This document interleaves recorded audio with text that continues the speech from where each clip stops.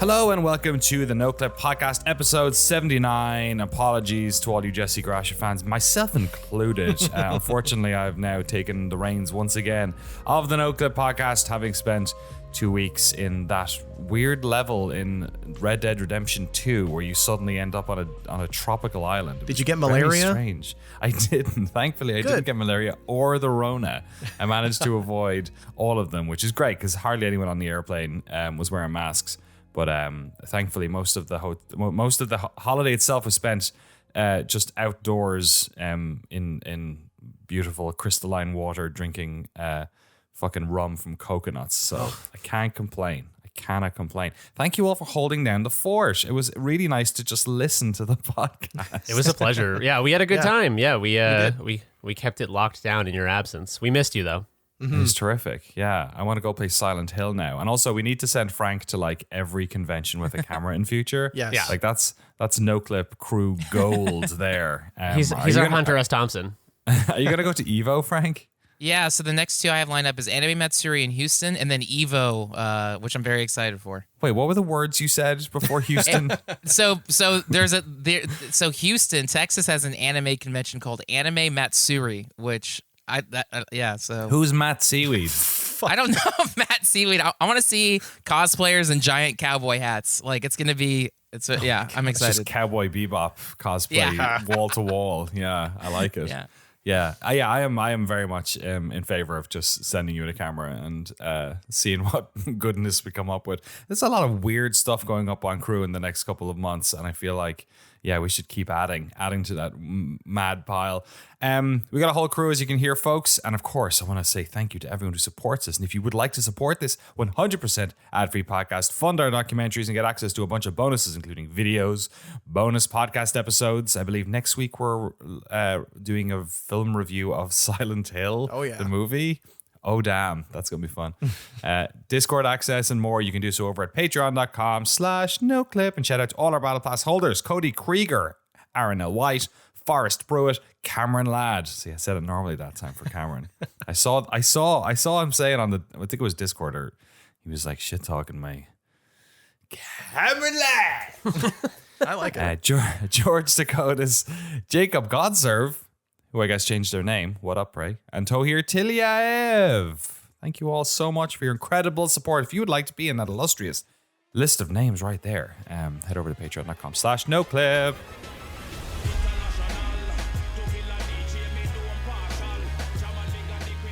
Today we are doing a special episode. We are not really talking about much of what we're playing right now. We're going to do a sort of a mid-year game of the year. Jesse has set up here for us. We had a sort of pick 3 games that were going to be our games of the year. We'll get that into a hot second. But I know when I left, the one question you were asking me was, what was the Steam Deck going to be like on the vacation? Can I give you my sort of quick 2-minute review on that one? Please. Absolutely. We're dying to know. Mm-hmm. So I was not really playing it all that much at home. And then when I was away, obviously I was on holidays in this beautiful place. So I was kind of trying not to for the first week, if you get what I mean. You know, play with my kids, have some drinks with my wife, relax, try and actually not work. And also not, I needed a week to break the work connection with games a little bit as well, because all I do is just play like something we've got a doc coming up on, which I ended up doing, I guess, because I played like 10 hours of Rogue Legacy 2 while I was away. So I got way into it. Yeah, that thing is awesome. I downloaded a bunch of games, and some of them work really well, and some of them, you can definitely tell the games that feel good and the ways you have to play them differently on it. So I played Neon White on it, but I could feel, if I'm going to get times on this, you need a mouse, right? Like, it's not gonna fly. But then weirdly, a game that I play in like the most complex way imaginable, which is the Formula 1 games, because I have a race seat that I use. I just turned all the like settings down to like amateur and like automatic shifting and all that like stuff I haven't done in years. And it was like the most fun. It became like a perfect little handheld Formula One game. Neat. So I played a bunch of that as well. The thing is brilliant. The battery lasts way longer than you would think, considering how good the graphics are. Just a form factor. Playing it for long periods of time was no problem. The weight did not bother me at all. It got a little bit hot every now and again. I was mostly only playing in evenings when the sun went down, which was pretty early there because it's Southern Hemisphere. It was like 6 a.m. or 6 p.m.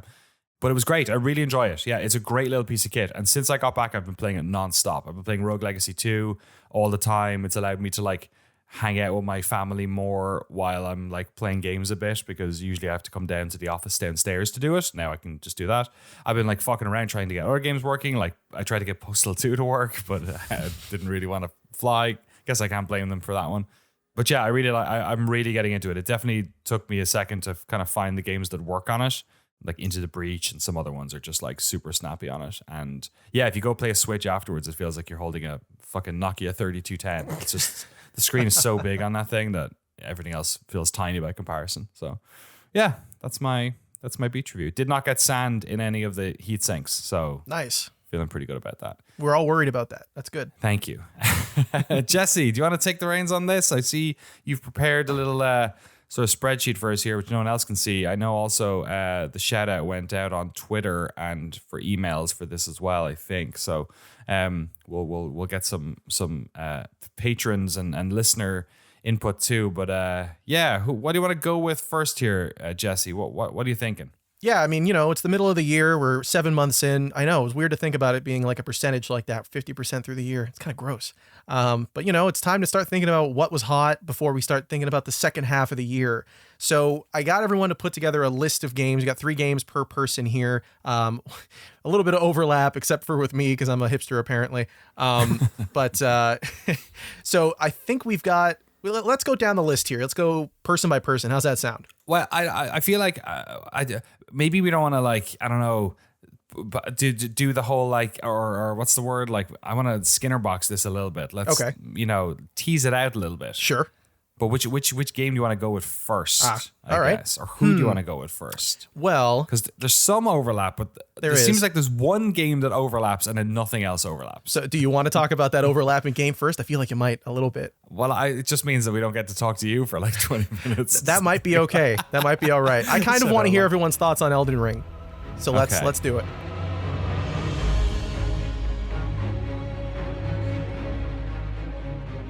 Cat's out of the bag now. Yep. Who wants to go first? Jeremy, maybe? I will leap forward on this one. Okay. Elden Ring is probably my favorite game of this year so far. It is very hard to compare the other games on my list because of the scale of Elden Ring, my history of love for the Soul series. It is just is a winning combination in so many ways. The things it does the most right that I'll keep it brief because I want to throw it to you guys and hear what you think. But the thing that has been on my mind the most leading up to this about how I wanted to kind of condense the experience of Elden Ring into a byline of what I think is so great about it is that it does the open world, actual sense of adventure that Breath of the Wild gave me, but it's the only other game that's ever done that for me. And personally, I think it does it better. I think that Elden Ring is it's an antidote to the thing that I dislike in a lot of modern game design, which is that I think a lot of modern AAA games lean towards extrinsically rewarding elements, whether that's buying cosmetics or unlocking things. I constantly feel that in a lot of modern AAA games, I am chasing a carrot on a stick that is somehow disconnected from the actual core gameplay loop. Elden Ring, on the other hand, is a game in which you find a fucking cave. It is the coolest cave you've ever seen. You go inside, you kill a bunch of dudes, and you do it because it is fun to kill those dudes. It is fun to see a new environment. And then when you get to the end, you get an understated reward that is both cool, it's an actual skill that you'll use, but it is also diegetically linked to the place you are. You kill a bunch of dudes who are fire mages. You get a fucking fire spell after you purge their camp of life. And yeah, I don't know. I just think it's I've talked about this previously, but I forgot the term extrinsic and intrinsic reward. But there are psychological studies that intrinsic reward is psychologically healthy, extrinsic reward is psychologically damaging, and I think that Elden Ring is a bold. Like literally, if you create a speaking of Skinner boxes, if you create a rat park style experiment where rats are exposed to intrinsic reward versus extrinsic reward, the rats that are given extrinsic reward, I can't remember the setup of the study. It's been a while since I've read about this, but it is like damaging to their psyche. They like freak out and twitch and bite their fucking arms off or whatever. So I think Elden Ring is like. It is a game where you pay the sticker price and then you have a world that is self-contained, that is like cut off from your real life experience. You're not going into a marketplace and buying like a unicorn sword. And not yet. Not yet. But I don't know. I just think it is like a masterclass in video games. It's what video games are all about to me, and it is probably my game of the year. It will be hard to beat in the rest of 2022. It's funny. I feel like I have I am having a counter reaction to some of the open world love of Elden Ring in that it's so different, because I really don't think it is. Like, it follows a very normal open world, and I love it, but to me at least, it follows a very tried and true open world formula of each biome has increasing stakes, the level numbers on the enemies are higher, there is rewards practically in everything. Like half the time, I mean, I definitely go into half those dungeons because I'm trying to get either the plants that you use for upgrading magical items, or the when you defeat the bosses at the end, you get those, whatever they're called. God, I can't remember. Ashes or whatever. Yeah, the ashes. Yeah, right. Like to me, like they are constantly giving you stuff that is adding to your repertoire in the same way that other world games do. Like if you complete a quest in Horizon Forbidden West or in Borderlands, you'll get something that you may want or may not want. And Elden Ring is kind of the same. You'll get a weapon that you may want or may not want. Oh, I'm not a magic caster, but I got something at the end. It's still a Skinner box, or it's still a reward at the end. You know what I mean? I think the way in which it feels a little bit different to me is that, like, I think without the From Software imagination when it comes to world design and enemy design and all that, because there's so much of it and so much diversity of it, that's the thing that I think sells Elden Ring for me. I don't think it's overly different in the way it prescribes open world progression. I totally agree. I think that the thing that makes it intrinsically rewarding to me is that the experience of actually playing the game is the thing that I'm after. When I go into those dungeons, I'm looking for, like, the combat encounters are not a gate that prevents me from the reward. The combat encounters themselves are the reward. Seeing the environments and the new enemy designs it's intrinsically rewarding. The experience of doing the thing is the thing that I'm after. So that probably speaks to your love of, or lack of love of, open world games as much as anything else. Because like when I play Horizon Forbidden West, I'm enjoying the moment-to-moment gameplay. I'm not doing it for some sort of other thing. I feel this also, like, for instance, like a game that I don't like that other people do for that reason is Destiny. Is that, like, to me, Destiny is the ultimate Skinner box game because I find that type of shooting to be so unbelievably boring. But to other people, it's not. That's the point, is that they enjoy the sort of like coconut shy element of that game's design. So yeah, I don't know. I think it's like, I think there's loads of reasons why that game is like amazing, but some of the, especially like, I'm not saying this is what you were saying necessarily, but some of the like writing about it, especially in like bigger publications like the Washington Post or other ones, about this like having this sort of deconstruction of the open world game, kind of in the way people did about Legend of Zelda, which also was a bit like Breath of the Wild, which was also just like, oh no, this is a World of Warcraft situation where they just have more money and have done it better than anyone else. It's not that it's doing anything else. Like, it's doing some things in relation to, oh, you can go to that place and there's no reward. The reward is going there. And it's like, yes, welcome. Have you played Morrowind? Like, you know what I mean? To me, though, I think that, like, I think the refinement of, like, the fact that they have worked on this Souls combat experience, this core gameplay loop, so many times, there's so many iterations of it, and it has developed so much over the years. Like, Elden Ring really is, it's hard to go back and play other Souls games, and I still will, obviously, but like, this game feels so good that, like, yeah, I don't know. I think it's like The Witcher 3 is a game that I've never completed, despite loving the story, the writing, the world, because I just don't connect with the combat system. Yeah. It's not fun to me. And I know people love it. I think it's an amazing game that I just wish I could connect with. But Yeah, I don't know. I think it because I agree with you. I think the open world design of Elden Ring is pretty bog standard when you really dissect it. There's biomes, there's towers that you reveal the map, and then you like move on to the next place and explore some dungeons along the way. But I think it's like it's almost like two painters who are using the same canvas size, and one of them has just painted so many good paintings that they're like confidently, like every stroke is incredibly confident, and it feels like there's no wasted space. I don't know. I just think I don't think it's incredibly different in its design. I totally agree with you. I think it's just an open world game, but for whatever reason, every moment just feels like you're being cradled in the hands of an incredibly confident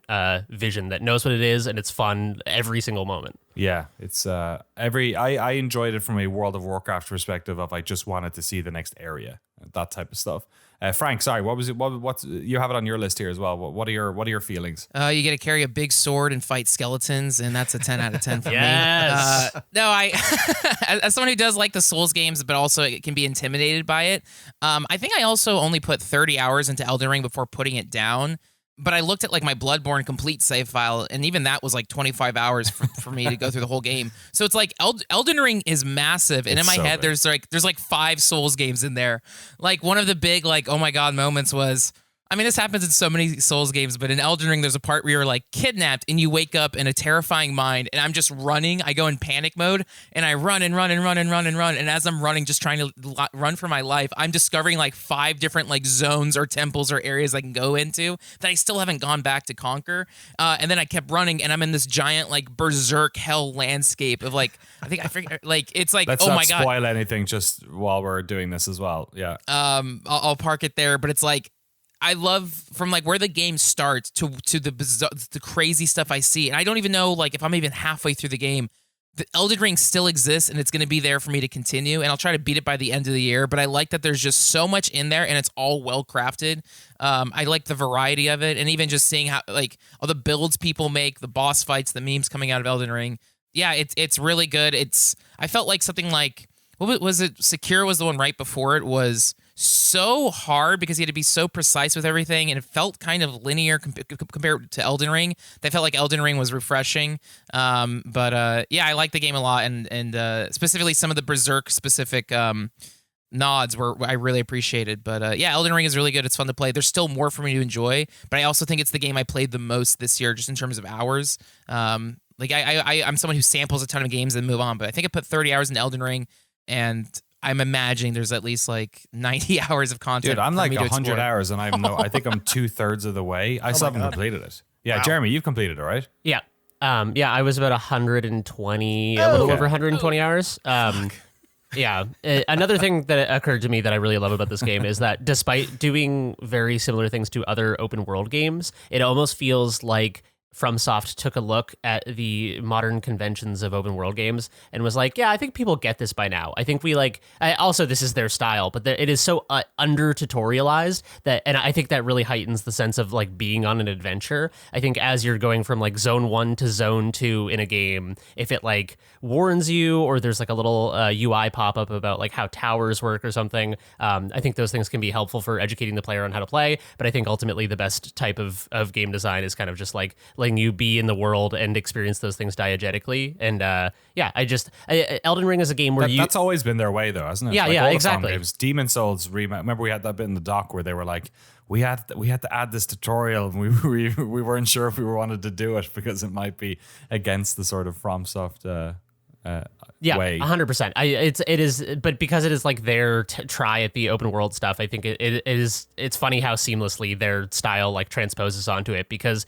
Elden Ring is a game where you can be on one of the primary quest lines in the game and not even realize that that's happening. So it has this very kind of like the less defined boundaries of the sort of like activity subsets of the game, they bleed into each other so seamlessly that you can go from like doing one thing to doing another type of quest, end up with a new thing, and then realize that you're on like kind of the game's primary quest all of a sudden in a way that feels organic, like it would if you were on like an adventure in real life. You know what I mean? Like if you were like a fantasy adventurer in some sort of like realistic scenario, you wouldn't be like, this is the main quest guy. Is this because there's no quest log? Is that just because there's no quest log? And your brain is kind of filling in the rest of it.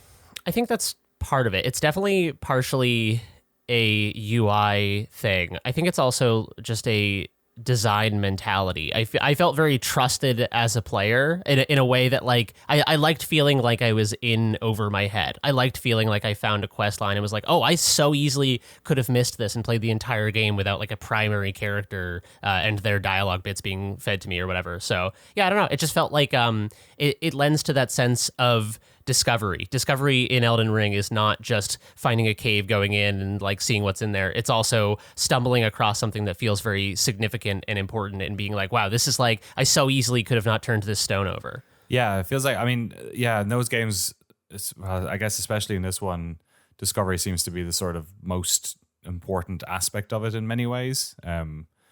Yeah, it's funny how like easy Elden Ring is in comparison to so many other games as well. Like you can see the ways in which they have also tried. I don't know. I don't want to imagine intent on the designer's side, but like created a game that is a little bit more, accessible maybe to players. Not an accessibility thing in terms of like people's ability to play games, but just in terms of like skill and stuff. Because like those quests as well, like, there's been a lot of frustration about there not being a quest log, or, how many times did you go to GameFAQs or something to like learn something about this game? Like all the time. Everyone does all the time. So like, what does that tell you about the game's discoverability? That like ultimately we are creatures who kind of need to know what the fuck we're doing. Like, why am I collecting all these weird white plants? Why am I, which Ash of War is actually good? What's a good build? Like the game doesn't have that in it, but the experience of that game is accessing all of that sort of data and gaming your way through the game, especially when you get to bosses that are like really difficult and you're like, well, how do I beat this boss? I'll try a couple of times myself, maybe look up a strategy. Oh, this isn't working, I'm stuck on it, maybe I'll try this other build. So I like how, like, I think one of the things I like about this one is that, and this is kind of the case in most of their games, I've not played some of the later Dark Souls, but like you can go somewhere else for a while and just like beat on something else or go explore something else or go to an over-leveled area and try that out and, try and, like level yourself up fast, like that type of thing, grind it out a little bit, which has definitely helped. But yeah, I don't want to, sorry, I think I'm reacting to some of the like just more broader sort of overwhelming, like I think the reason this game is amazing is because, like you said, they have been doing the combat for these games for maybe 2 decades at this stage, and have just like refined it down to a science. They have amazing visual visionaries, I guess, who are able to come up with these worlds and these lush biomes and area enemies and all the weird fucking items you pick up and all that stuff. And also, frankly, the game was made in Japan where they can crunch the shit out of their people for years. Yeah. And like, I don't know how this game gets made anywhere where it's not that. So I've never been to FromSoft, I can't tell, but like you look at this game and you're like, this is a lot, and they don't do outsourcing all that often in Japan. So I wonder what if this game was done elsewhere, but it's just a massive game. It's the most From Software game ever. And then I think I heard recently that they were working on it alongside something else, I think. Yeah. As well. So we'll see. But yeah, terrific stuff. Jesse, have you played it much at all? Why is it not on your list, I guess? Or have you enjoyed it? Or yeah, that's tough to say. I have played quite a lot of it. Not too much. Like I've seen some of the later stuff because, it's Spoiler Town, baby. You can do whatever you want now. And I mean, on Twitter and stuff, like on the internet. Oh, yeah, people are showing things all over the place. So I know I managed to see nothing. Well, that whole. Yeah, so lucky. I just had the right mutes, I guess. Yeah, you knew what you were doing. I didn't care going in. I don't care coming out. I mean, I'm not the kind of person to enjoy playing a Dark Souls game. I think they're really fun. The only one I've beaten is Dark Souls 1. But when I play video games, if you give me a challenge and the only thing stopping me from beating it is that I'm not good enough to beat it, I will bash my head against that wall until my skull is bleeding. Like, that's why I can't play these games, because when I played Elden Ring, the first, like the tree sentinel that you get to, I didn't move on until I beat that thing. So I had to master how to play that one specific enemy the whole time. So I'll probably never finish it. You're supposed to come back to that like 20 levels later. Yeah, not I beat that thing right away, samurai with the Yuji katana. I didn't mess around. I had to learn how to beat him. Fair play. So that's why I think I don't end up liking these games all as much as everyone else does, because when I run up into a challenge like that, I'm stuck on it for too long and I end up kind of just giving up which is a bummer. But I do really like what I played of Elden Ring. I thought it was a lot of fun. I thought the world was really interesting. And to what Jeremy's been saying, like, I think what we tend to compare open world games to is like the Ubisoft style game where they're just throwing everything at the wall and hoping that all of it or some of it is interesting to you, where this game's like, there's a lot of stuff going on and you might find it, you might not find it. Your experience is the one that matters the most to them when they're making this game. And I mean, it's one of those games where every 5 minutes, it feels like you're running into something that no one else has ever seen before until you check online and you're like, oh shit, yeah, okay, everyone has seen this. But you feel like you're the first person. And I love that shit. And I need to play more of it before I can decide if it's one of my favorite games of the year. But I did really, really like it, to be clear. Yeah, there's such a feeling of like dread and just like what's around the corner in that game that you don't get in, to Jeremy's point, you don't get in like a lot of open world games where it's sort of a bit more prescribed. Yeah. I mean, these, like, there are, like they say, there are towers in every there are towers literally in this game that you go to at the end. But it's not, I'm just joking. It's obviously like a different thing. But, you know, there is a certain amount of, you know, if you got right down into the weeds of it, I bet you could say like, oh, there's this type of mob is in every area, and this type of mob is in every area, and this type of, you know, verticality in the city building is represented here and here and here and all that. But I think the art does so much work to obfuscate so much about what the homogeny in this game in a way that's like totally fine. I'm not saying this game is homogeneous. I think there's so much, like, they have made a million different types of enemies and there's variations of them, and there's whole areas of the game that you may never even see that are just like unbelievably incredible, and the art design on the boss is amazing and all that sort of stuff. But I do think the art style or the art load does so much of that work to make it feel so much more diverse and to make it more diverse, I guess, in a way that like you just don't see in a lot of open world games, probably by the fact that like they're set in places that are supposed to be real. And you can't have the lava town beside the swamp village, beside the celestial magic palace, you know, underneath the lake of rot or whatever. You know what I mean? Like it's just, they're able to do it, I guess. But yeah, any final thoughts on it? Jeremy, anything else you were thinking? I totally agree with everything you've said. I basically think that like it's not that, I think anyone who says that Elden Ring is totally reinventing the wheel is missing the point of what Elden Ring does so well. I think Elden Ring does things that have been done like dozens, hundreds, whatever of times by other studios and by themselves. Like it's not reinventing the wheel on the Soul stuff. It's not reinventing the wheel on the open world stuff. It's just doing it so confidently and so well and in such a FromSoft way that it just like, yeah, I don't know. It just, it clicked with me in a way that like I was actively wary of it being like becoming kind of like an open world stock standard experience. Like because I bounce off those games all the time. It's hard for me to get into them. So this was like an uphill battle to win me over, even as a Souls fan. And I just think it's fucking awesome. Favorite thing to do in Elden Ring, Frank? Fight the little pot boys. Oh, love it. Jeremy, sorry, I asked him right as he was taking a drink. I'm so sorry. It's all right. I was stimulating myself as I thought about it. He was drinking from his flask of wondrous physic. My favorite thing is just like, I like Jesse. I really like games where, because the way my brain works is that if I find a challenge, I just have to like bash my head against it till it's done. But I just love that. I don't know. I just like, I live for that. It's why I like Cuphead as well. Like I just like being given a very clearly defined set of abilities and tools at my disposal, a very difficult challenge that feels impossible at first. And then by try 3, I'm starting to like see how it'll all come together, and then just like executing that tediously 100 times. It just feels good. Nice. Jesse, favorite thing about Elden Ring? Favorite thing about Elden Ring, I think it's got to riding on Trident, or that's his name, Trident, right? The horse? Trident. Yeah. Trident Torrent. is a chewing gum. Sorry, yes, of course. Yeah, Neptune's scepter.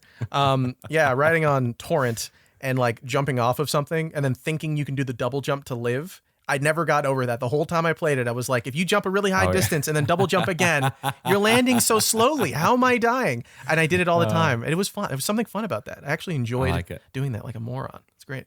I think my favorite was getting the maps. Just seeing the seeing it go bigger. Yeah, exactly. Yeah, seeing what they do with the fuckery and with what the map is in that game is very interesting. Just that little pull out is so interesting.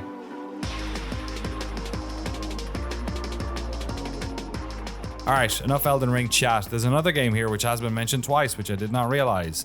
Jesse, we did not get to talk too much there. Do you want to talk about a game that you and Frank both have on your list? Yes, I think it's actually a perfect next game to cover, considering we've been talking so much about bashing our heads against the wall. This is the most, like, I'm trying to put my head through 15 walls when I'm playing this game. So Neon White.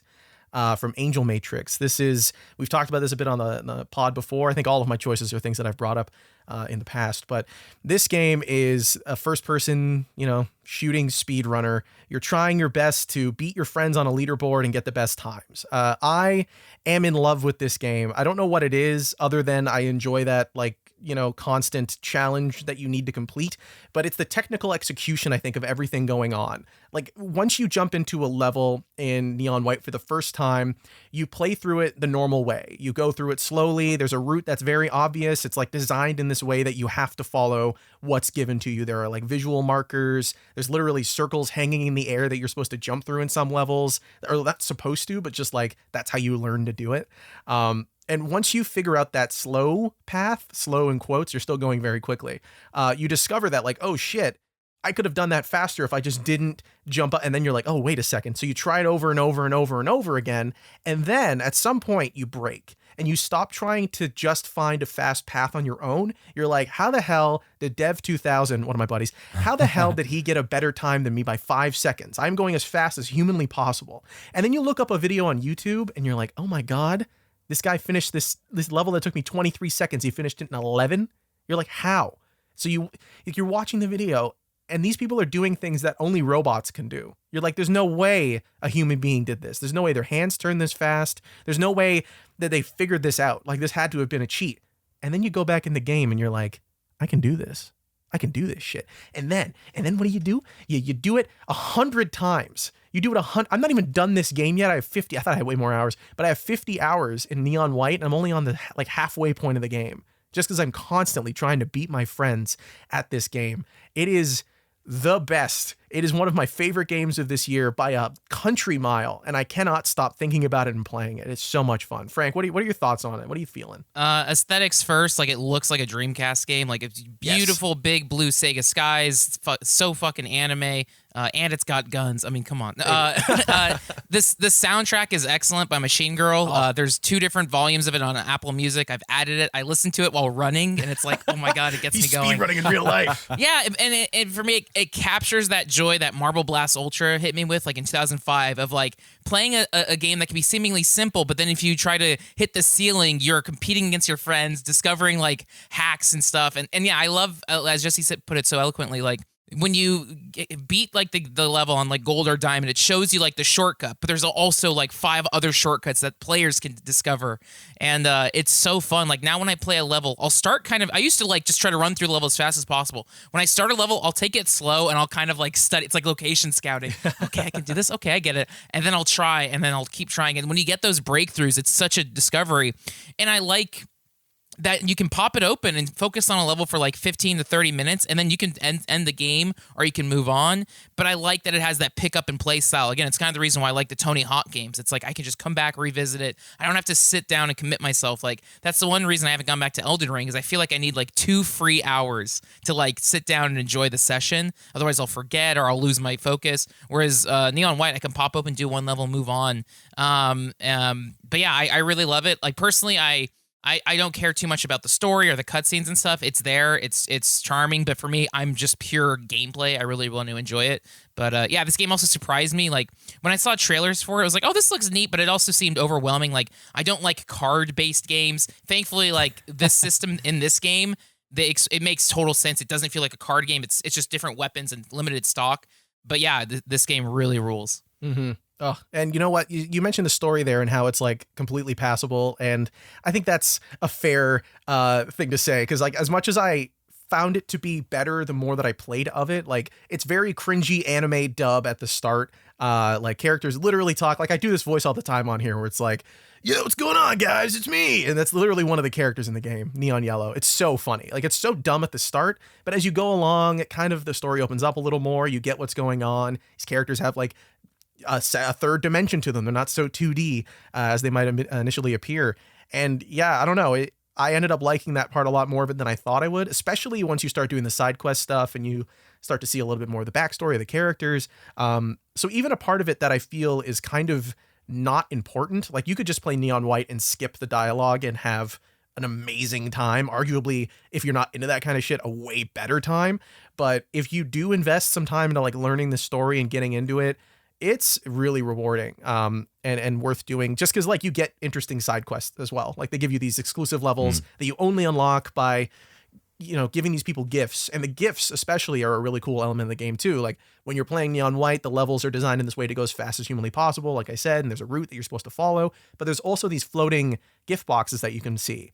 And they're in really awkward spots. So you have to play the game in a totally different way than you would play a regular level to get to these mystery boxes. So on top of trying to figure out how to go as fast as possible, you're also trying to solve a platforming puzzle with the cards that you have in place. So you have to not think, how do I quickly go? You have to think, how do I maximize the amount of cards that I have so that I can pull off these sick tricks and then go and get this mystery box that's hiding somewhere. Right. It's the equivalent of Tony Hawk's secret tapes. Like that's what the gifts are. You're running around and it feels like San Francisco trying to get to the very top and then jump off to get that thing. That's exactly what the progression is like in Neon White, getting the gifts. It's the secret tapes of the game. And that's the whole element of like, oh, because then you get to look at the level from a different perspective and then like, wait a minute, it seems like I could jump there. Am I even allowed to be up here? And then you see the gift. So it's like the developers encourage that play. Yeah. And that like unlocks your brain too. Because once you start doing that goofy shit and you're like, oh my God, like how the hell you get up here doing this nonsense? And then you go into a different level and you're like, wait a second, I could have done that the whole fucking time.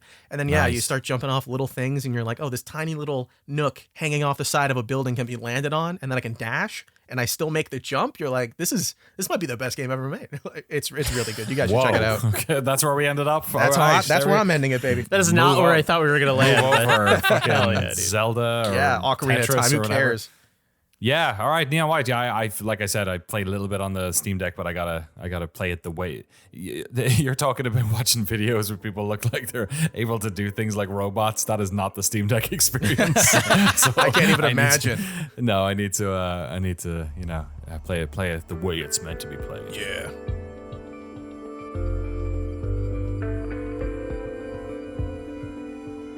So I think that is all the games we had that had multiples. I kind of cheated a bit because there's definitely the fourth game I had, you had on your list, Jesse. So I was like, okay, good. We'll get to talk about it there. That's fine.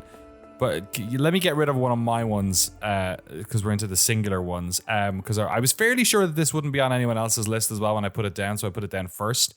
But I have a large affinity with this series and absolutely loved it. Horizon Forbidden West came out. It was one of the first games that came out this year. It was like mid-February, I believe. Yeah.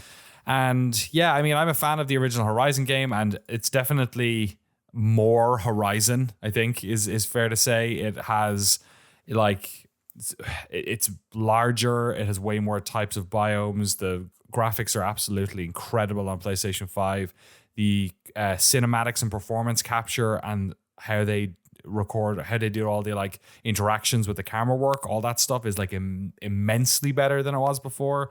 In terms of systems, they lost a lot of the fat on the combat and sort of like tied it down a lot more interesting types of dinosaurs or whatever you call them, robot dinosaurs. But like, so in terms of like the technical aspect of it, it's just such an incredible feat. It looks incredible. It runs incredible. It's in 60 frames a second and just like looks ridiculous. But these games just have so much heart to them. Like they absolutely hit me right in the chest.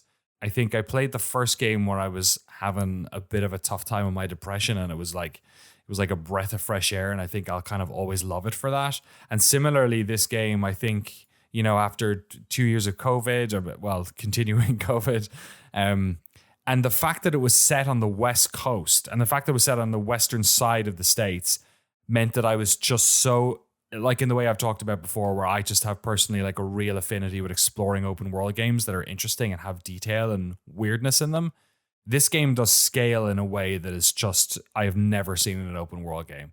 Like Elden Ring, I absolutely love for all the reasons you're all talking about in terms of like the variety and just looking at that thing, that weird castle in the distance and knowing you're going to see it.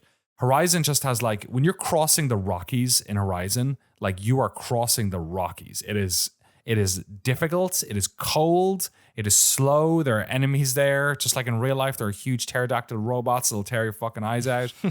going through all those biomes, especially if you're like somewhat familiar with the makeup of the American West, like seeing places like Arizona and Nevada, and eventually getting to like when I got to what was basically Oakland, and it was just like a forest, but there was a research lab where Berkeley should be, and then when you go to San Francisco, there was one moment where I finally got to San Francisco, and there was the long necks, they're the big giraffe things that you have to like, basically they are the towers of this game.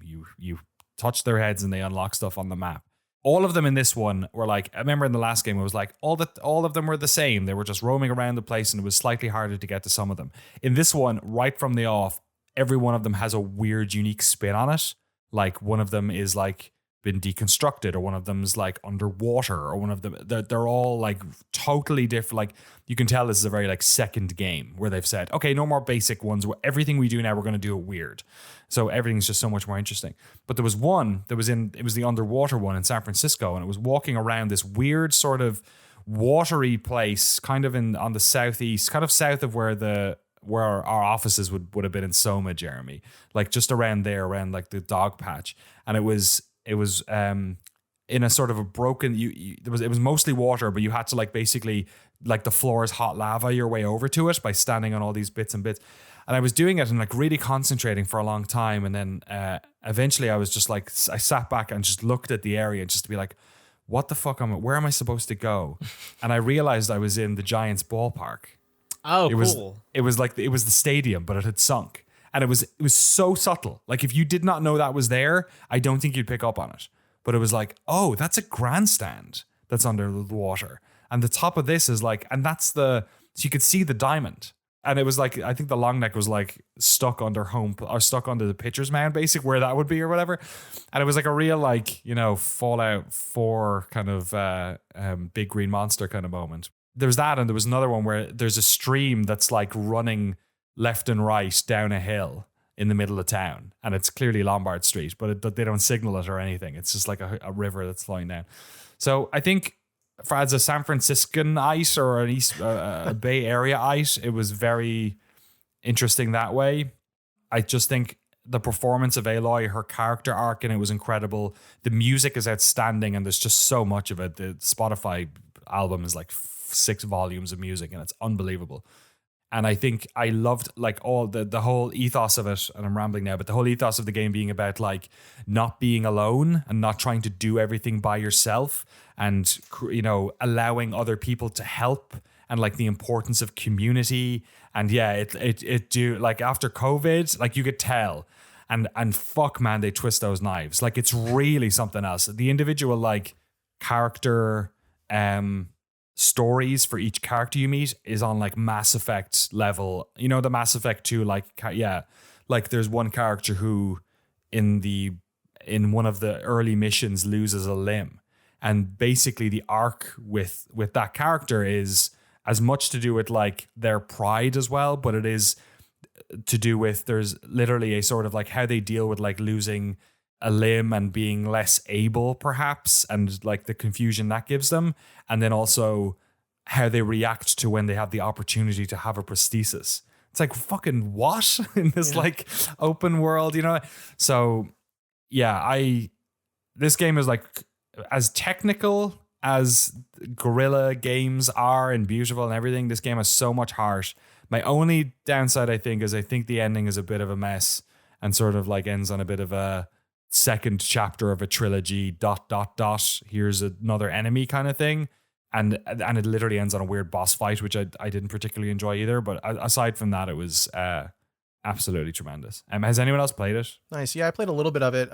First like 10 hours or so. I keep trying to come back to it, and I do really like it when it's doing what I want it to do. Like there's a tribe you meet fairly early on called the Utaru. And their whole thing is like they live in this kind of tree house thing that they've made. It's like a very Fey kind of style to it. It's really cool. Like their whole thing is that they have some land gods, which are the robot dinosaurs, but they call them like Do, Re, Mi, Fa, and all that. Yeah, which is really cool. And I like that. I really like that tribe and the way that they work, and like their whole narrative thing that they've got going on is each character has this patch of seeds that they carry, or pouch, sorry, of seeds that they carry around, and they've been carrying around since they were a child. And when they die, that pouch is taken back to the main part of the tribe, and then they bury the seed, and that's like how they remember they're dead. And I'm like, this is the fucking coolest thing ever. Like, this is such a neat narrative thing to do for this tribe that I'm never going to see after I finish all the side quests again, you know, unless I come back here to buy some stuff, or if the game makes me come back for a main story mission. But when the game's doing stuff like that, I love it. But then I got to go somewhere, and if I don't like the tribe, I'm like, I kind of don't want to be here, but I kind of have there's to a bit be of that. here. So you're right. Yeah. There's one tribe that like they worship it's really interesting. They fill in a bunch of what was basically happened before Zero Dawn happened, before, I won't get into it, but they basically fill a bit of like contemporary futurism. So like, you know, a war that would happen 50 years from our present day now, that type of thing, where there was this crazy American kind of war that went on. And yeah, one of the tribes is based around what was basically a sort of a like suicide mission that 4 jet pilots had to do. I think it was 4, maybe more. And, I remember this one. Yeah. Yeah, and they regard them as like gods, basically, and all and they do interesting stuff with that. It's never just that, like you said, like that one tribe, the Ataru, is it, who have like they have a relationship with these megafauna that at some stage the computer in the planet, or the computer that controls all these dinosaurs, told them, oh, we need to like regraze this area for a reason. So they became benign. So they're just friendly dinosaurs when all the other ones are unfriendly. So of course they regard them as like special and different, and that they're doing this for them. Like, it's just all the philosophical and religious stuff that's in here. Like, it's just like a bunch of interesting like ideas, you know, like a bunch of episodes of like a philosophical version of the Twilight Zone. You know what I mean? Like, they're all just weird. And I think I like that type of sci-fi. You know what I mean? Like weird sort of like what if stuff. And it does a lot of that really well. Considering how much the first game was that, I was surprised they had more ideas for that. Like, oh yeah, like there's a tribe you meet in San Francisco or who have arrived there, who I'm pretty sure came from Hawaii. Like that's kind of the what they infer is that they have taken this massive voyage over the ocean to be here, and that they knew about this place, but they'd never been. And they were and they'd run out of resources themselves, and they had to collect stuff and go back. But they were way more, but it just so happens that they have access to way more technology than a bunch of other ones do for some reason. I love all that stuff. Like, my last thing I'll say is there's one tribe, I think it's that tribe actually, who basically have an earlier iPhone. They have an earlier version of the Focus that she has. Right. And it's not able to decompile a bunch of stuff. So they are basically, it is like Malicious Demon Theory or The Matrix or something. When they go to computers, they get something, but she's able to see way more. So their understanding of what's going on is limited. From their perspective, they think they're seeing the like work of God because it's getting presented to them, and they have a religion based around it. But they're also not seeing what she's seeing, and it's really like fucked up to them that they're like, wait, there's more to this, and it's only because they just have an earlier prototype of Google Glass. Like, it's so there's so many interesting little bits and bobs like that. But yeah, Horizon Forbidden West, don't sleep on it.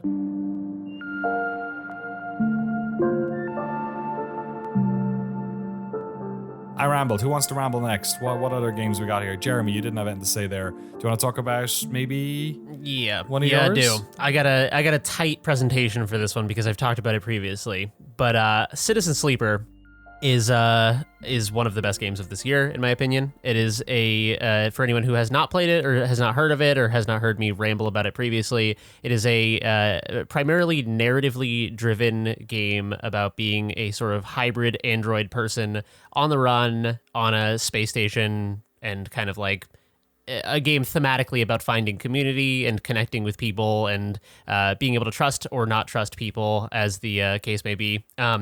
So what I really like about this game is that I think there's two things that stand out to me that make it like a very brilliantly designed game. It's also just like a very beautiful game. It's a good story, and it's just good fun to like work your way through the story. But I think the things that are really brilliant about it are, one, it does it was made by one person with the help of a couple other people. But it does sort of like representation very well. And what I mean by that is that it is such a condensed, streamlined experience. Largely, you're just looking at dialogue you're looking at a top-down view of a space station that's kind of like a little it's like a 3D model. It's elaborate, but it is very kind of like minimalist, and it leaves a lot for your imagination to fill in. And I thought that worked really well for this. The character portraits themselves are also very, very well done. There's like a few contextual different ones for different characters and stuff. So it does give you it's not that the art is lacking in any way. It's a very beautiful game, but it's not full motion cutscenes of characters you're meeting speaking their lines of dialogue. It very much plays out as like you seeing a character portrait, you seeing a top-down view of a spaceship, and you rolling dice and reading dialogue. And that's pretty much, and a little bit of inventory management and like money management. That's pretty much the whole game. But what it does with that is absolutely brilliant. It is some of the like little narrative beats in it are some of my favorite narrative beats in any game ever. And ultimately, this game does something that I've spoken about a bunch previously, which is that it is it's emulating the social aspect of role-playing games that is present in tabletop, but very hard to emulate in video games, because the experience of social role-playing is inherently a very open-ended one, where you can walk into a tavern and go up to the tavern keeper and be like, "So, how's the wife?" And like, you can't really do that in video games, because it just first of all, it can dilute the experience if you just give the player like too many options. But secondly, you also have to predict the player volition. You have to know the things that the player is going to want to do and going to want to say, and give them as few options as possible, while also giving them enough options to feel like they have agency and the ability to express themselves in the way they interact with these characters. And I think Citizen Sleeper, for its small dev team and like the scale of the game, it does so much with so little. And the like aesthetically, everything is working in service of just like curating this core experience of feeling emotions for these characters, who are essentially just like a few pieces of art and a bunch of words on the page. It really gives you an interactive story world that feels like you're a part of this kind of like these evolving relationships and this like this drama playing out. I just thought it's just brilliant. Yeah, it's a really nice interactive story with a lot of depth for its scale. Nice. How long is this, do you think? I can't remember now. It's like maybe 8 hours, I would guess. Yeah. Okay, yeah, cool. I think it was about 8. Tight 8. I like it. A tight 8, yeah. I highly recommend it. Even if you're even if people are, I know some people for Disco Elysium, they're like, I'm not gonna like read a book. I really just like recommend people give at least the first hour a shot, and you might be surprised how much you forget that you're reading and how much you become immersed.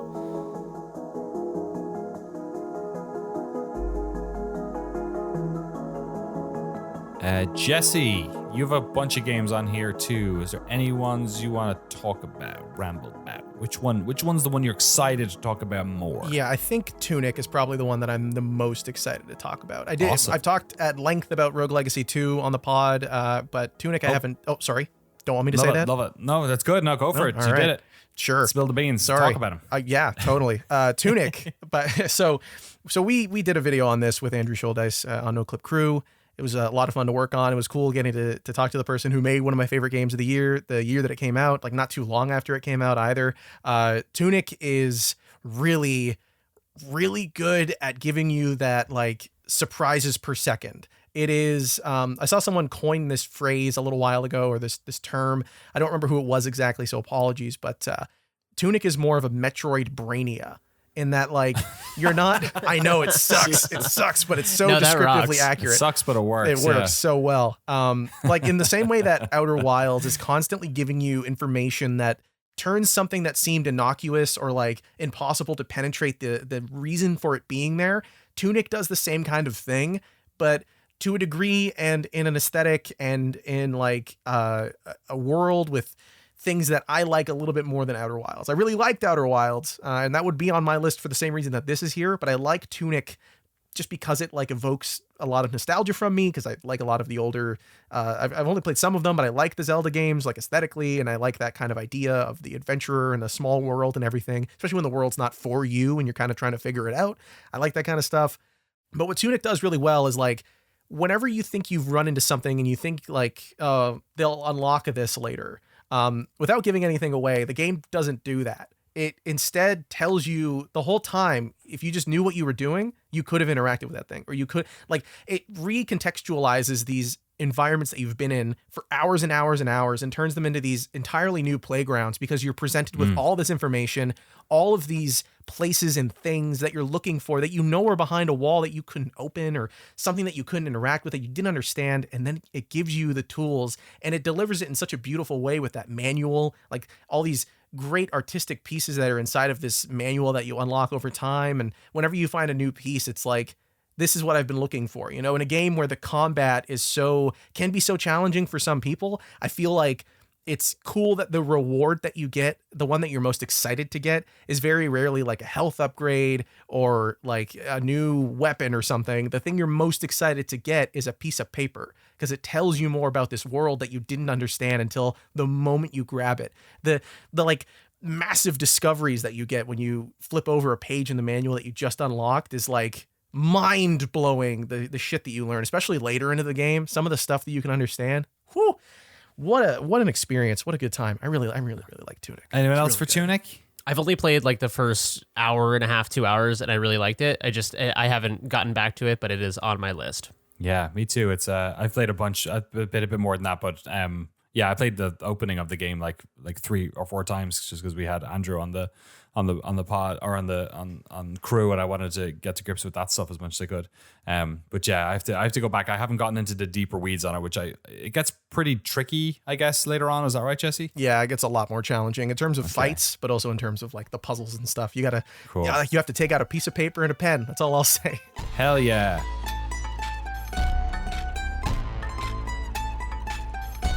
Since you mentioned it, do you want to talk about Rogue Legacy 2 a little bit as well? Sure, yeah. Rogue Legacy 2, I think, is the opposite thing where, like, this is just, for me, for a little while, it was the perfect podcast game. This was the one I would play for hours and hours and hours while I listened to people yell at each other about things. It was so much fun. Rogue Legacy 2 is a Metroidvania, right? It's not a Metroid...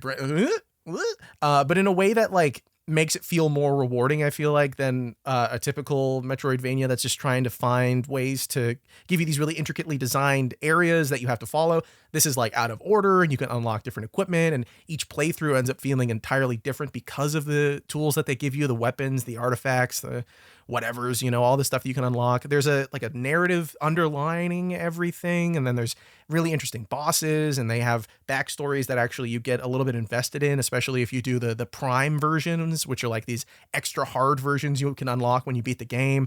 There's something about jumping around with a big sword, dying, and then coming back to life as a clown with a guitar that like no other game has been able to capture that feeling as well as Rogue Legacy, or even do anything in the same stratosphere that feels as fun. I love it because, and another thing, the roguelike games, typically the ones that are most well regarded, I feel like, find ways to make each playthrough feel dramatically different based on what you find and what you can put together and connect. Like Binding of Isaac's whole thing is like you get the bomb tiers, and then you get the thing that lets you heal from shooting bombs, and then you're comboing these things together. But while you're learning the game, you tend to find something, pick it up, and it ruins your build. Like, oh, bombs also drop poop, and then like they don't explode anymore. You're like, oh great, so this is useless. With Rogue Legacy 2, I never really felt like the game was kind of getting in its way and trying to make sure that I wasn't becoming too overpowered. If I found a lot of cool shit, it just worked together. There was very little conflict where like things didn't go together. So learning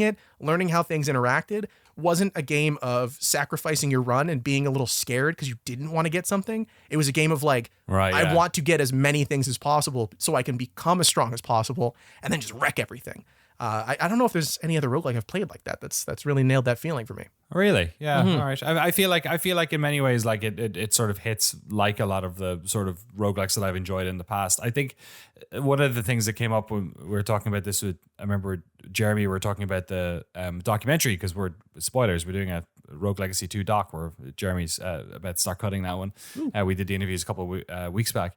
Is that when Rogue Legacy came out, originally it wasn't even a roguelike game. They kind of like stumbled into it basically during the design phase. And then it became sort of the weird standard bearer, or at least the first one through the wall in many ways for that whole indie revolution. And I was just interested in like how they can add to this in a way that doesn't feel like too old. Jeremy was talking about this a lot, about it without feeling, without also having to like completely tear apart what that game was. And it feels very much like Horizon Forbidden West to me, in that it is a absolutely like I didn't. You folks are really good at coming up with new ways of making this fun again, or in a different, interesting way. You know, they sort of maybe the traits that they had are sort of a little bit further in the back, not as important this time around. There's so many more variables in the missions or in the levels. The classes are like so good. There's so many games when you add classes in, it's like, oh, this is for this person's playstyle, or this is for this person's playstyle. Whereas they somehow managed to not have much fat in the classes. They're all sort of weird and unique and different enough to justify their existence in there. Like I just got I was just playing around with the cook properly for the first time yesterday and deflecting all the projectiles and stuff like that. And you're like, oh, it's totally like puts it on its head. Or the boxer was a great one for me, where I was like, I don't really want to play a melee class in this game, but then like, I'll give it a go. And then you're like, oh, this is amazing. There's like an uppercut, like they stand still when they're punching, but like they punch faster the longer you do it. Like it just like you start, having new different ways to explore that world. And I like how they did all the layout of the levels and stuff in this one. And the mission stuff and the gating is pretty clever. It's not too in your face. They're just like, look, if you want to just spam through all this text, we have a quest log. They'll just tell you what to do. Don't worry about it. Frank, you're nodding along as well. Have you played a bunch of it? Yeah, I really like it. The progression is satisfying. The class variety is really great. What I appreciate is all the extra levels of platforming this game has. Like every time you beat a boss, you get a new ability. There's like wave dashing. There's like double jumps, triple jumps. There's so much fun platforming that adds elements to it. Even the different classes, like the gunslinger is fun to do. It's fun. Like I'll try to do a real serious playthrough where I get really far, I get close to a boss, and then I'll die, and then I'll just do it like, screw it, I'm gonna pick something dumb and weird, and then it's totally fun within the same game. It also makes it feel like a fighting game by picking a different character. It's so radically different. But yeah, that progression, it's so satisfying, whacking like a vase and a ton of coins come out, and if you have like a coin multiplier, like, oh my gosh, and then you almost can't wait to die because you have 3,000 coins. You can't wait to upgrade and build your castle. My favorite one was the 100% coin multiplier, but every time you open a chest, a bomb comes out. And the things are like really funny. Like there's like a paparazzi mode, or no, there's one where it's like, I forget what it's called, but it's like the theater one where every time you kill an enemy, there's stage lights, then flowers come on stage. It's like it's really funny, and like the animation's pretty gorgeous. What I really like is, in terms of progression, is you can unlock a teleporter. So it's like, just take me to like World 4, and so I don't need to like go through the early stages. But if you go through the early stages, you can rack up gold quickly. So there's a lot of agency in how you want to play things, how you want to unlock stuff. I'm only like halfway through the game, but yeah, it's the ultimate podcast game. I feel like that's a game, once I get the Steam Deck, that, oh my gosh, let me do one run for 10 minutes. But Rogue Legacy 2 is really, really good. Hell yeah. All right, yeah, so there you go. Rogue Legacy 2 sounds like it's on Jesse's list. Sounds like it's close to myself and Frank's as well, which is pretty cool.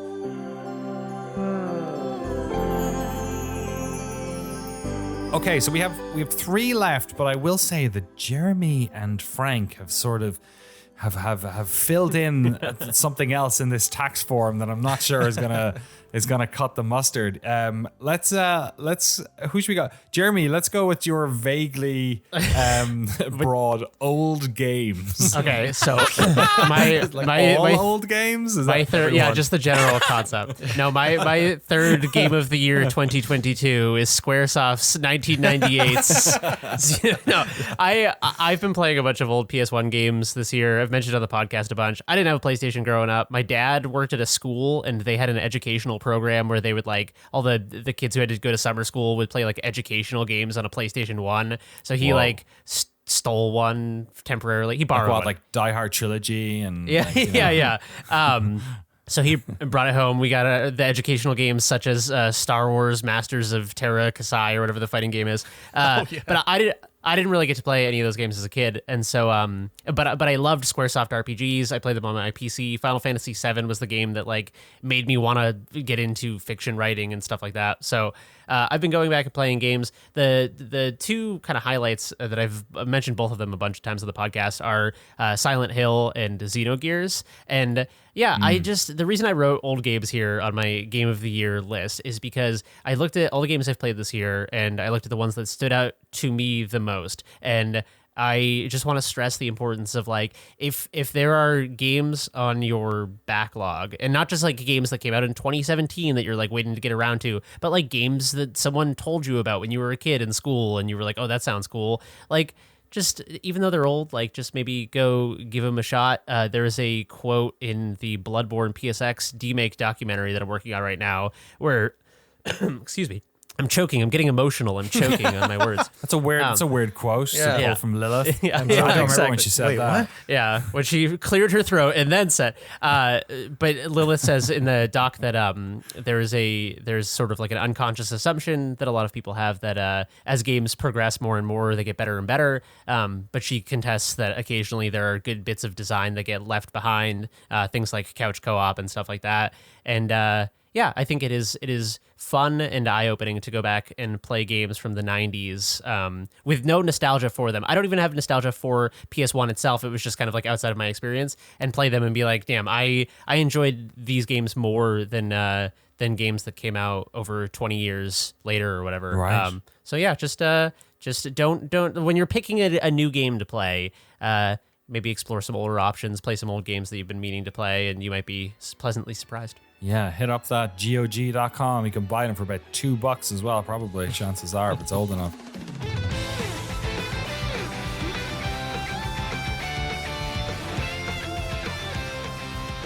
Frank, you have. I feel like Jeremy was maybe a slight breach of the rules. You have completely thrown out the rule book here by just putting in what looks like 3 games. Give us your joint third on the podium.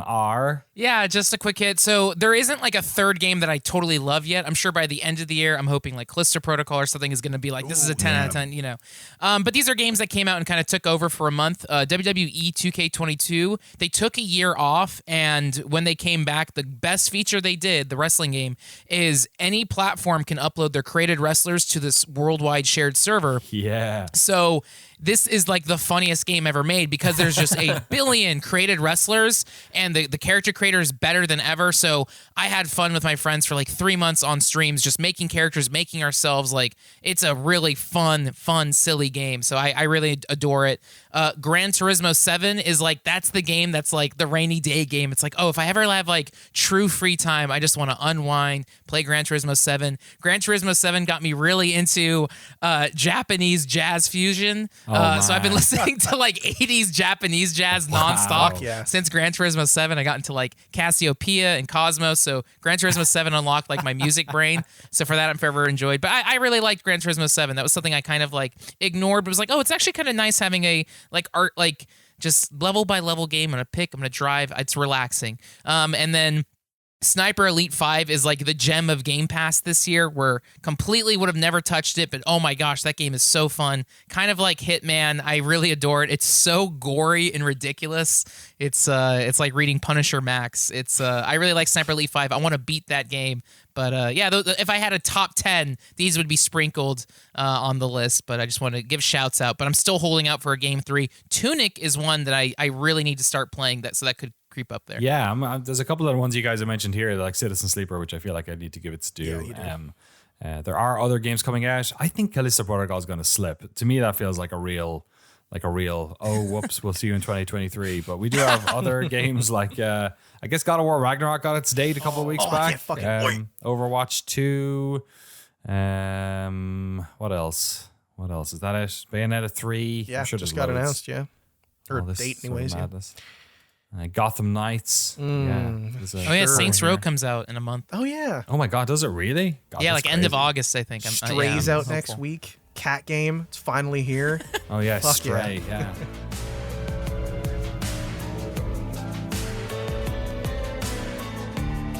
There's one more game. I have one game left on my list to talk about, and you'll be able to watch a video on Noclip Crew pretty soon. Jesse did awesome work on the edit for our episode of Developer Breakdown on Weird West, and I fucking love Weird West. Weird West is a great game.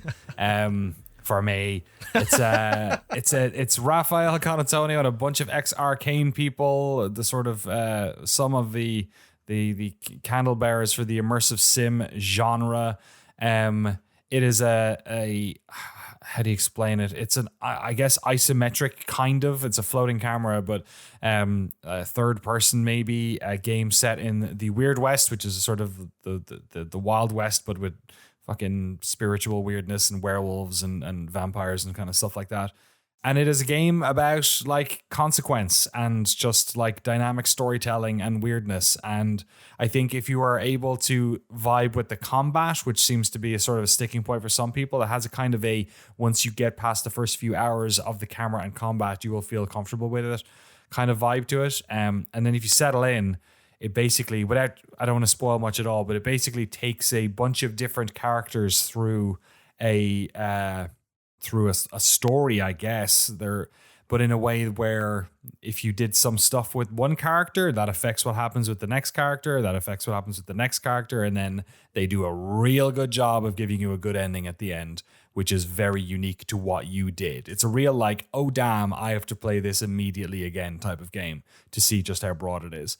There was one moment in the developer breakdown, which I just want to like reference, which I think sort of speaks to just how systemic this game is. In terms of the story, it's hard to do it without like spoiling a bunch of stuff, but you can straight up like just kill anyone in this game, including the quest givers, which are like detrimental to the story. There was one guy who turned up a lot who like, he sort of turns up like the smoking man in X-Files, you know, like in like really important moments. He just so happens to be there on the side.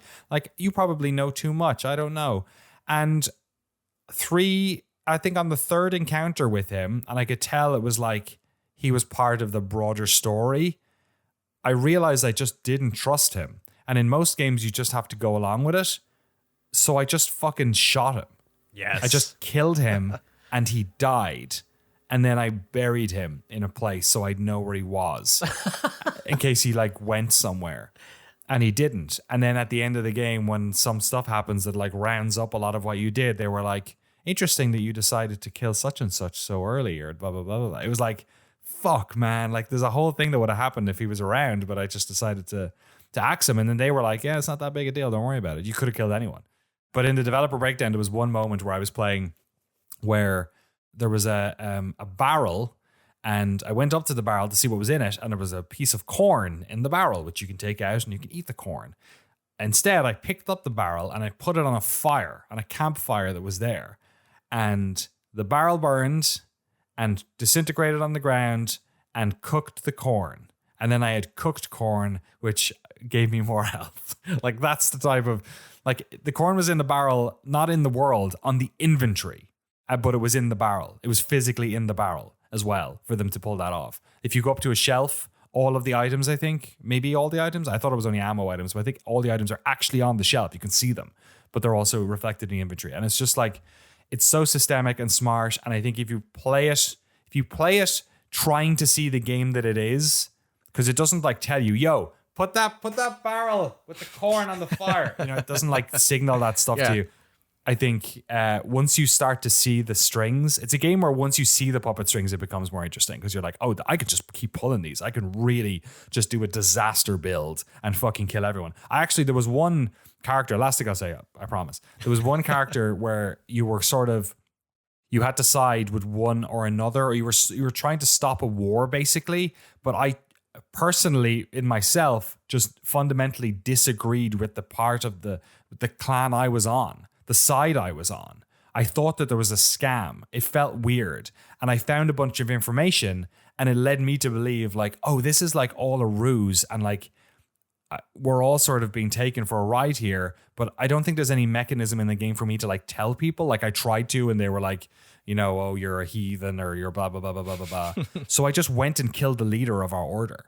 And then a bunch of stuff happened. Like clearly I triggered like a quest thing that would happen later on. And this other person came in and was like, what are you doing? And I killed them. And then a bunch of people came into the room and then I stole all this shit I wasn't supposed to have for ages later. You can live out your dreams in this. It was amazing. And then I went to the other people, the other side, and they were like, wow, you just killed them, huh? Okay, well, I guess this is how we're going to proceed.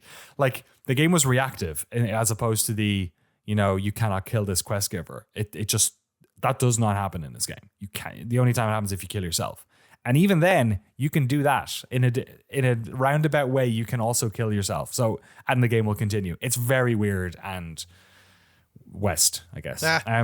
That's kind of the magic of immersive sims for me. Like that's what I'm in them for is the Truman Show feeling that you can just run forever in one direction and the whole game is like, all right, we need to like go set up. He's gonna be over there in like 10 seconds. You know, like the game is predicting you doing super lateral thinking, and it's preparing in a way where it rewards you with like bespoke or systemic content that rises to meet your feet as you run off of the path. Right, and it's funny you mention that because.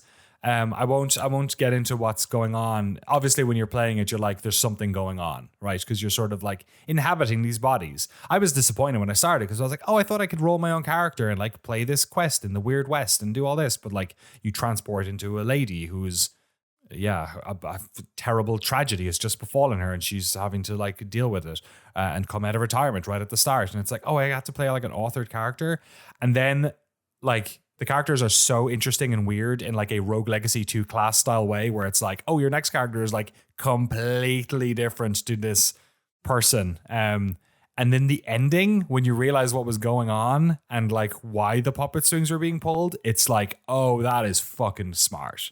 That's what this was. That's fucking cool. So I think, the ending really like lands it. You know, the ending made me think it was even better, I think, and just like thought like, oh, that's such a satisfying ending to a game where I feel like every game, like Mass Effect 3 is obviously a really big one, but so many of these games have these like inverse funnels where you can do everything you want, and then as you're getting to the end game, the game is quickly trying to funnel you back to the final cutscene where suddenly none of your choices matter and everyone's, ending of the game is the same.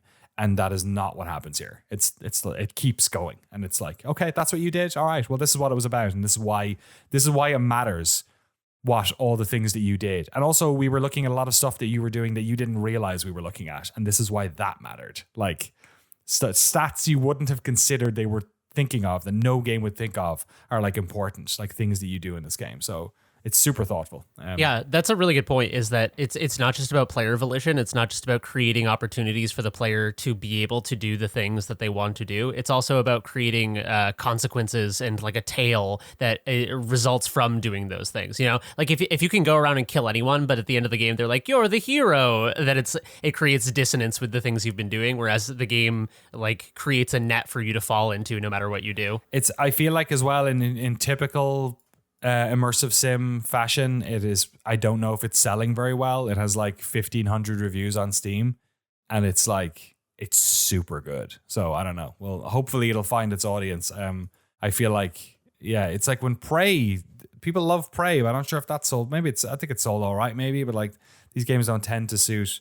The more technical ones don't tell to sell very well. So hopefully it finds its audience.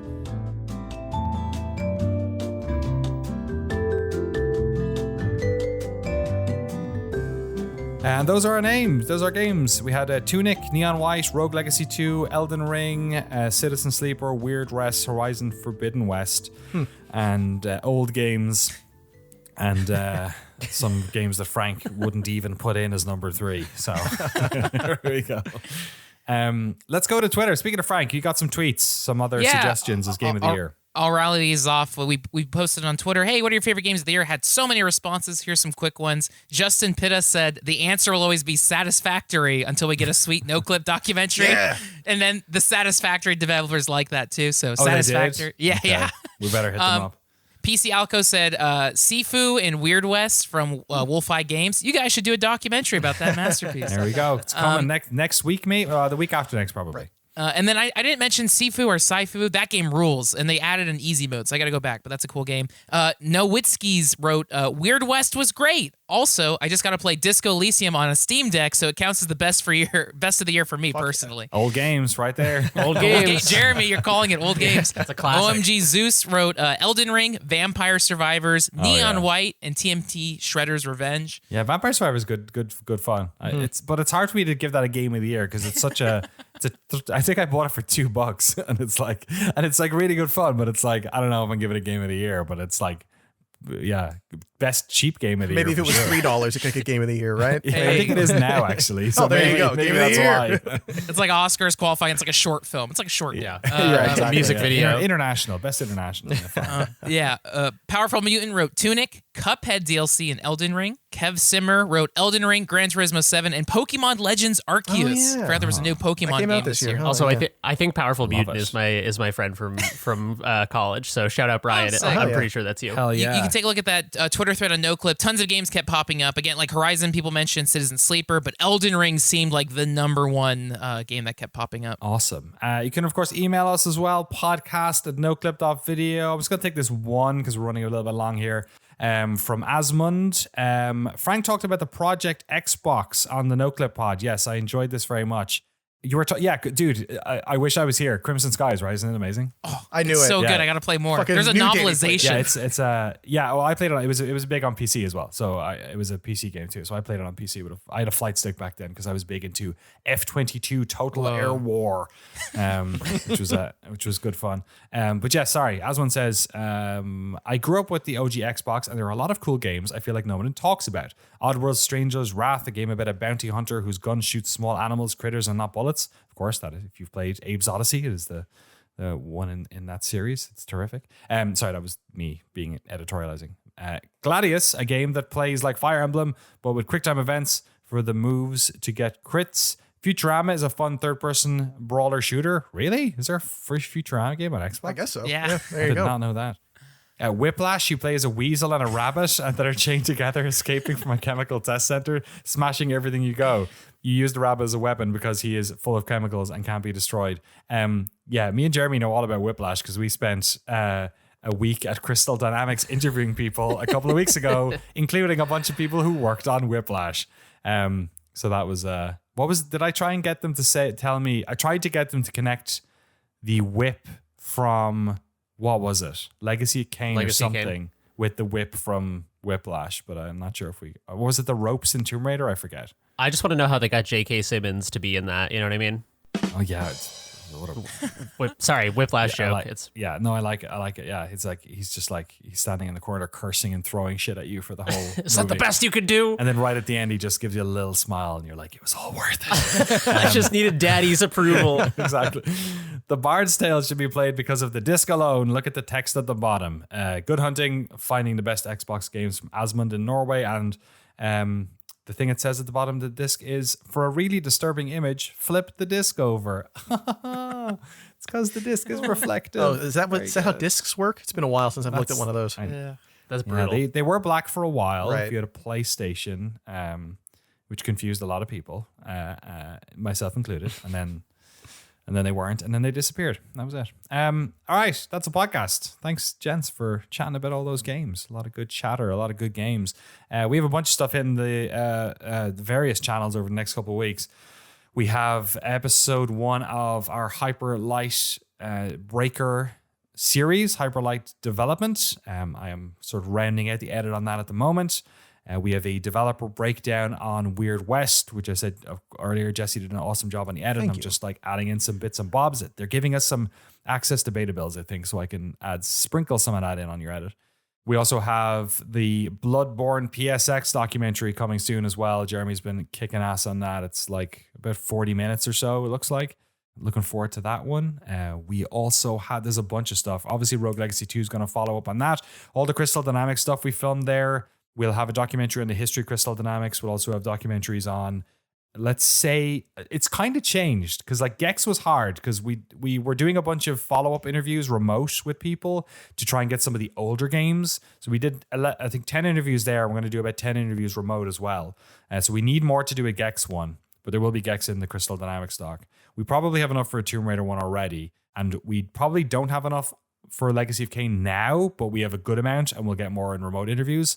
But also, we got some cool information. I'm going back to look at a bunch of documents they unearthed for us. They showed us a bunch. We filmed some of it, but I'm going back to take a look at some more of it. But Project Snowblind might get its own doc. Oh, shit. Oh, really?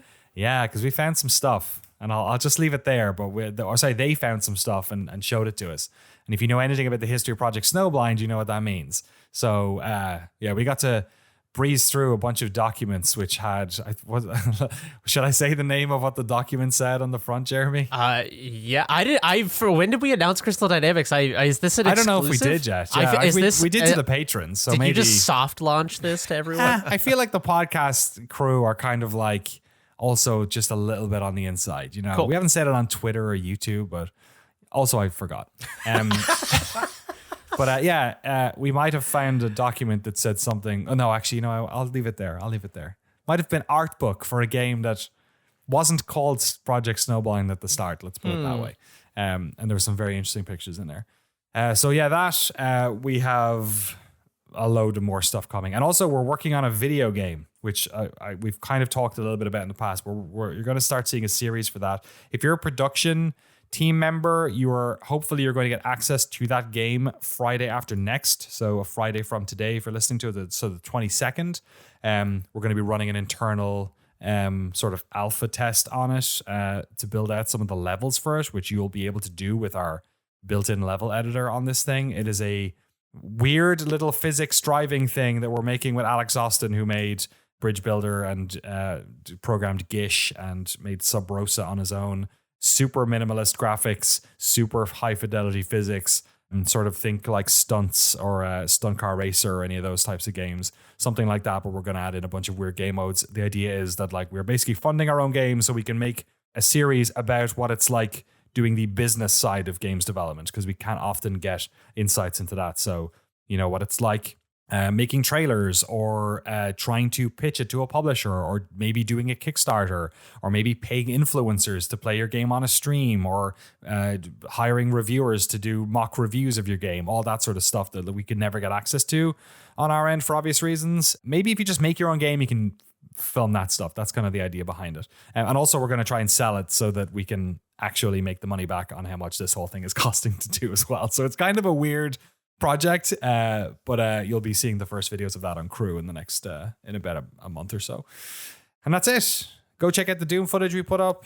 But 200,000 people have already, so that was pretty cool to put that up finally and see folks check it out, and loads more docs coming. If you'd like to support the podcast, fund our documentaries, and get access to all of our bonus episodes in the official Discord and keep this independent train running, you can head over to patreon.com/Noclip and help us out.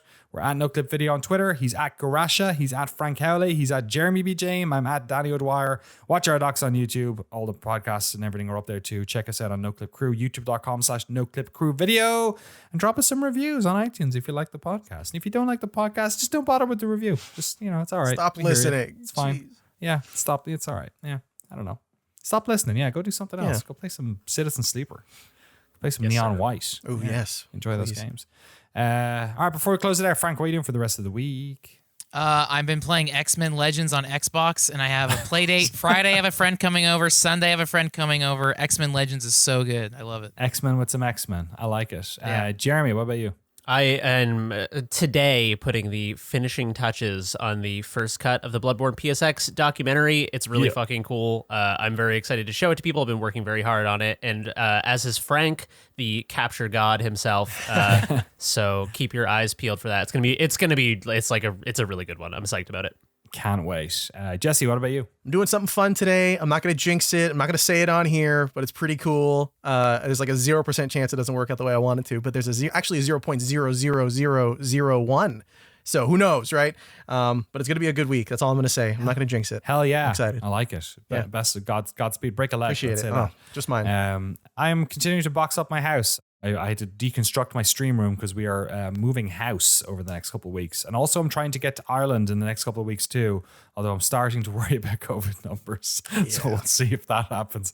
But yeah, plenty of editing going on here basically while I try and get as much of this stuff sort of ready on the channel before I disappear and are working remote without access to the majority of my editing equipment.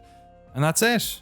Thanks so much for hanging out. We'll do more emails next week. Thanks. Oh, sorry, we won't. Next week we'll be doing the Silent Hill episode of the podcast. So there will be a little preview up on YouTube, of course, a little snippet of it. But if you're in the tier, if you listen to the podcast, you're in the podcast tier, which is our $5 tier on Patreon, then I don't know, check out Silent Hill over the weekend. And we'll be talking about it next week. Until then, have a good week. We'll see you next time. Later.